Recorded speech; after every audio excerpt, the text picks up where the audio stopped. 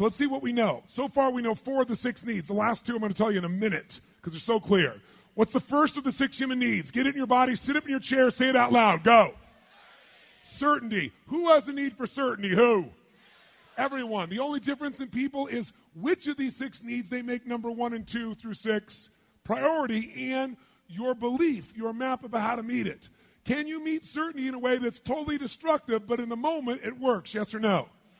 What's a negative way you meet certainty? What's one of them on your list that when you're uncertain that you do that really isn't good for you, but it works? Say it out loud. How many had eating on your list? How many had smoking on your list? How many had drinking on your list? How many got pissed off on your list that you're certain? Okay? What's the second human need? The need for what? What is it?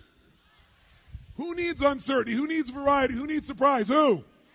Everyone. And you know what? If things are going too good, you'll things up just to create some variety. Some of you think life's about balance. You say to you, I don't want life to be up and down like this. I want my life to be a straight line.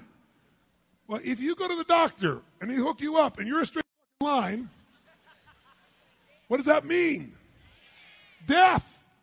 We need variety to feel alive. Now, I know some of us like to have less up and downs. Wouldn't be a bad thing every now and then. But we go through seasons and phases, and some seasons are more intense than others. And once you make it through some tough seasons, you can handle it. You can turn it into a roller coaster you enjoy instead of something that's killing you. That's part of the game. What's the third human need? The need for a feeling of what? Another word for that is to feel unique, to feel special, to feel important, to feel needed. All of those are the same basic need. Who has that need? Who? Some people say, I don't need that. I don't need all that significance. I don't need money and cars. I'm a Christian. I'm a Jew. I'm a Muslim. Right? But the truth of the matter is, do some people use religion to be significant? Yes or no? And will people kill other people in order to feel significant? Yes or no? All in the name of whatever they want to make up based on their blueprint. What's the fourth human need? We all need connection and what? Who needs it? How can you get it? Unlimited ways. Most common way that takes the least amount of risk, have a big problem. Because if you get up and you go, I have this problem and I do these things and this and that, and people don't connect with you, you can go, they don't understand, and you can connect with yourself. Feeling sorry for yourself is the most common way people get connection. Because when you feel sorry for yourself, usually you take care of everybody else, but now, even though it feels bad, at least you're feeling for yourself. And it's such an addiction. Because it's certain you know it works, right? Because you know it. And it's connecting with yourself, and if you have a big problem, it's significant as hell. Guess what? Now you're totally addicted to your problem. It's not that your problem isn't real, it's that you're not going to change your problem. Because you don't understand what I've been through. And it would be true they don't understand it. But the reason you stay with the problem is it meets your needs. Listen to me.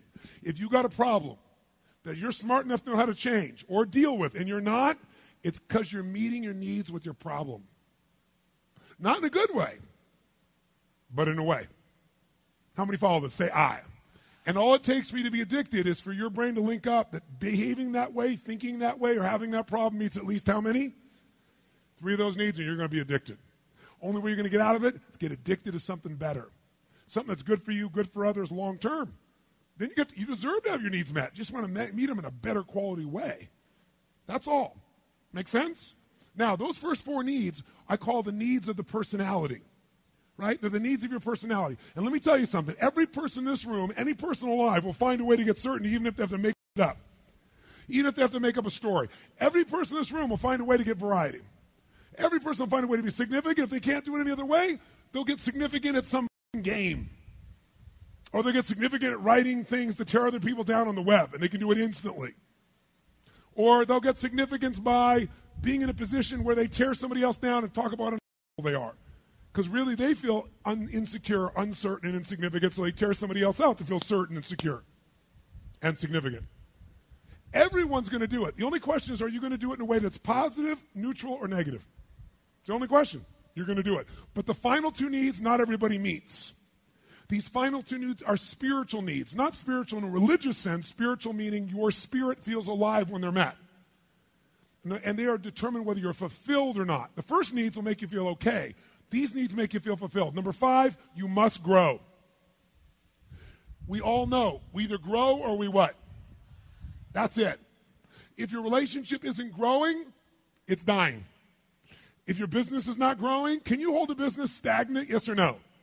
Hell no. Right now, we've watched this economy, and we've watched people talk about the economy is going to turn around. It can't possibly turn around without growth in jobs. It's driven. 70% of this economy is driven by spending. You can't spend when you don't have a job. So the bottom line is, if it's not growing, it's dying. And by the way, some things die off so something new can grow. It's a season we're going through. It doesn't last forever. Summer's not forever. Fall's not forever. Dark-ass winters aren't forever. Now, how dark it is, this isn't forever. You know it and I know it. But you know what? You can make your season quicker when you change the meaning like she just did. Right? You play the cards you've been gotten, and I'm going to play these cards. Whatever they are, I'm going to own this. I'm not going to let the world control me anymore. I'm taking it back. How many follow? Say I. So you got to grow. I really believe the universe doesn't care if you're happy. It cares if you grow. Because if you grow, the sixth thing becomes possible. You have something to give. We only have something to give that's special if we grow. We got to grow and give. If you just give to yourself, you don't feel alive. We've got to contribute. Number 6 is contribution. You've got to contribute beyond yourself to feel like your life is meaningful. Life's not just me, it's about we, and we know it. The first thing that happens when you're excited about something, you're real excited. How many of you think of someone when you're excited about who you want to share it with right away? How many got something like this in your life? Say I. Why do you want to share it? Because by sharing it, you're contributing something. You're sharing something. It grows. Some people, whenever they've got a problem, they want to share it too. But it's the way to make this connection. So these are the 6 needs. So now watch. Remember I said there were 2 differences in people. We have the same 6 needs. So here's a fireman on 9/11 who's going to run up into that World War, or up into, I should say, the World Trade Building, and he knows he's going to die. Were there some men and women that knew they were going to die, sent people down, kept going up to save other people? Yes or no? Why? Why would a person be willing to give their life for a stranger?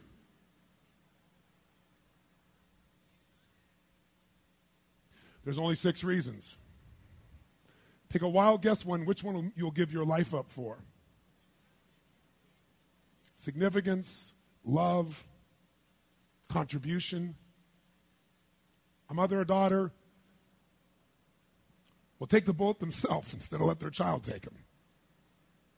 That's love. That's a love most people don't know. Human beings have this incredible capacity to step outside themselves for something greater.